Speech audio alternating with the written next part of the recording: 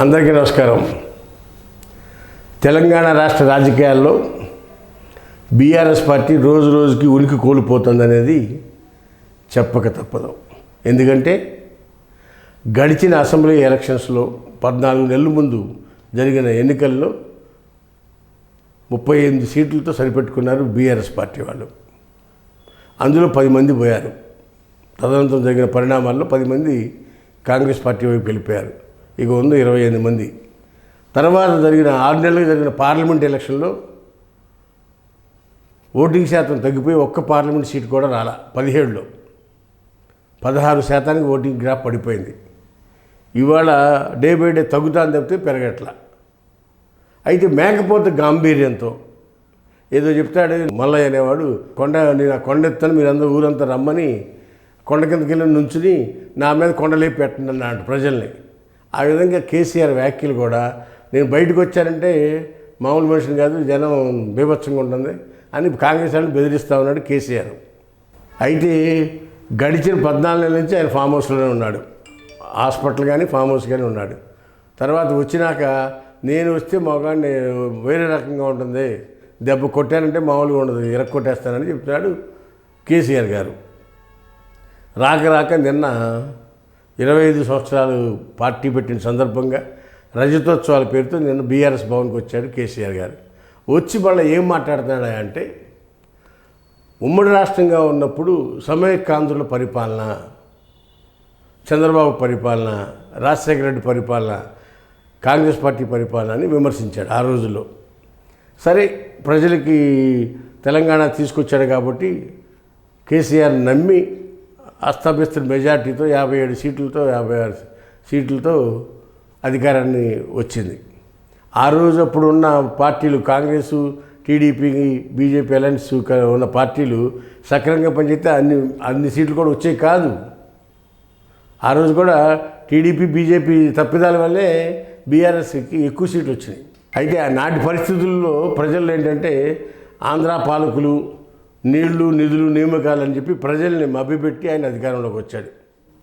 వచ్చిన తర్వాత రెండోసారి కూడా ఎలక్షన్లు వచ్చినప్పుడు కాంగ్రెస్, టీడీపీ బద్ధశత్రువులు లాంటి పార్టీలు కలిసి తెలంగాణ రాష్ట్రంలో పనిచేయటం వల్ల మళ్ళా వీళ్ళిద్దరిని, కాంగ్రెస్ వాళ్ళని టీడీపీ వాళ్ళని బూచిగా చూపించి మళ్ళా అధికారంలోకి వచ్చాడు రెండోసారి కేసీఆర్. ఈ 10 ఏళ్ల పరిపాలనలో ప్రజలకి కేసీఆర్ బంధుప్రీతి, కుటుంబ పరిపాలన కనపడ్డాయి తప్పితే ఆయన చేసిన అభివృద్ధి కార్యక్రమాలు ఏమి కూడా కనపడలా. సరే, చేశాడా అంటే 1,00,000 కోట్లు అప్పు తెచ్చి కాళేశ్వరం ప్రాజెక్ట్ కడితే అది పగిలిపోయింది. అప్పులు కుప్ప అయిపోయింది రాష్ట్రం మొత్తం. మిగులు బడ్జెట్తో వచ్చిన రాష్ట్రాన్ని 7 లక్షల కోట్లు అప్పులు తెచ్చి నెలకి సుమారు 6,500 కోట్లు నెల వడ్డీ కట్టాల్సి వస్తుంది. 6,500 కోట్లు పైచీలకు వడ్డీ కట్టాల్సి వస్తుంది నెల. అలాంటి పరిస్థితి ఇవాళ తెలంగాణ రాష్ట్రంలో ఉంది. దానికి కారణం ఏంటంటే, విపరీతమైన పోకళ్ళు పోయి అప్పులు తెచ్చి తెలంగాణ రాష్ట్రాన్ని అప్పులు కుప్ప చేశారు. మరి అభివృద్ధి ఉందా అంటే కొంత ఉన్నా సరే అది బేడిగా, అది కాళేశ్వరం ప్రాజెక్ట్ చూస్తే ఆ పరిస్థితి వచ్చింది. విద్యుత్ కొనుగోలులో కమిషన్లు, ఫోన్ ట్రాపింగ్ విషయంలో రాజకీయ నాయకుల్ని, జడ్జిల్ని అందరినీ కూడా ఫోన్ ట్రాప్ చేసి వాళ్ళ మీద నిఘా పెట్టి వాళ్ళందరినీ బెదిరించి బ్లాక్మెయిల్ చేసే రాజకీయాలు, ఇలా పరిపాలన 10 ఏళ్ల పాటు సాగిన తర్వాత వాళ్ళని ఓడగొట్టి కాంగ్రెస్ పార్టీకి అధికారం ఇచ్చారు. సరే, అయిపోయింది. ఇవాళ నిన్న మాట్లాడుతూ కేసీఆర్ ఏం చెప్తున్నారంటే, చంద్రబాబు నాయుడు ఎత్తుకొచ్చారు నిన్న మీటింగ్లో. మళ్ళీ చంద్రబాబు నాయుడు తెలంగాణలో వచ్చి రాజకీయాలు చేయాలని చూస్తున్నాడని. ఎందుకు చేయకూడదు చంద్రబాబు నాయుడు రాజకీయాలు? తెలుగుదేశం పార్టీ ఎందుకు చేయకూడదు తెలంగాణ ప్రాంతంలో రాజకీయాలు? నువ్వు పెట్టిన బీఆర్ఎస్ పార్టీతో మహారాష్ట్రలో రాజకీయాలు చేయాలని మహారాష్ట్ర వెళ్ళి పార్టీ ఆఫీస్ పెట్టి పనిచేసినప్పుడు, ఇక్కడ చంద్రబాబు నాయుడు 10 ఏళ్ళు ముఖ్యమంత్రి పనిచేశాడు. అంతకుముందు ఎన్టీఆర్ 7 ఏళ్ల పాటు ముఖ్యమంత్రిగా పనిచేశాడు. ఇక్కడ పుట్టిన పార్టీ, హైదరాబాద్లో పుట్టిన పార్టీ తెలుగుదేశం పార్టీకి ఎందుకు పరిపాలన చేయకూడదు? ఇక్కడ ప్రజల మన్ననలు పొందింది తెలుగుదేశం పార్టీ. పటేల్ పట్వారి వ్యవస్థను రద్దు చేసింది, హార్స్ పవర్కి విద్యుత్ ఇచ్చింది, మంచినీళ్ళు కల్పించింది, అనేక సంక్షేమ పథకాలు ఇక్కడ అమలు చేసింది Telugudesam party. Chandrababu Naidu hi-tech city కడత వల్ల 3 లక్షల మందికి ఎంప్లాయ్మెంట్ కలుగుతుంది. కొన్ని 3,000 కోట్ల రూపాయలు ఎక్స్పోర్ట్స్ అవుతాయి, టెక్నాలజీ ఎక్స్పోర్ట్స్. ఇంత అభివృద్ధి చేసిన తెలుగుదేశం పార్టీ ఇక్కడ పోటీ చేసే హక్కు లేదు అనే మాట నువ్వు మాట్లాడుతున్నావు అంటే ఇంకా నువ్వు రాజకీయాల్లో ఎక్కడున్నావో నువ్వే అర్థం చేసుకోవాలి. ఇంత అభివృద్ధి చేసిన తెలుగుదేశం పార్టీకి హైదరాబాద్లో పోటీ చేసే అర్హత లేదా? నువ్వు మహారాష్ట్ర వెళ్ళొచ్చు, పక్కన తమిళనాడు వెళ్ళొచ్చు, ఒరిస్సా వెళ్ళొచ్చు, వెస్ట్ బెంగాల్ వెళ్ళొచ్చు, దేశం మొత్తం తిరిగి బీఆర్ఎస్ పార్టీ దేశంలో సంచలనాలు రేపుతాము అని టీఆర్ఎస్ పార్టీని బీఆర్ఎస్ పార్టీ మార్చుకుని నువ్వు దేశ రాజకీయాల గురించి మాట్లాడినప్పుడు నీకున్నక్కి చంద్రబాబు నాయుడుకి ఉంది కదా. ఇక్కడ నువ్వు హైదరాబాద్ ప్రాంతంలోనే ముఖ్యమంత్రి చేశావు, తెలంగాణకు ఆంధ్ర ప్రాంతంలో కూడా ముఖ్యమంత్రిగా పనిచేశాడు చంద్రబాబు నాయుడు. ఇక్కడ చేశాడు, అక్కడ చేశాడు. ఆయన నీకన్నా ముందు నుంచి దేశంలో ఎన్డీఏ కూటమికి కూడా అధ్యక్షుడిగా పనిచేశారు. ఆయన నేతృత్వంలోనే దేవగౌడ ఐకే గుజరాల్ ప్రధానమంత్రిగా కూడా పనిచేశారు. ఒకప్పుడు కేసీఆర్ గురువే చంద్రబాబు నాయుడు. అలాంటి పరిస్థితుల్లో ఉన్న నువ్వు బీఆర్ఎస్ నాయకులు ఇవాళ మళ్ళా చంద్రబాబు పేరు ఆంధ్ర పాలకులు వస్తున్నారు, జాగ్రత్తగా ఉండాలని చెప్తుంటే నువ్వు 10 ఏళ్ళు ముఖ్యమంత్రిగా ఉండి ఏం చేశావు? ప్రజలకు ఏం చెప్పావు?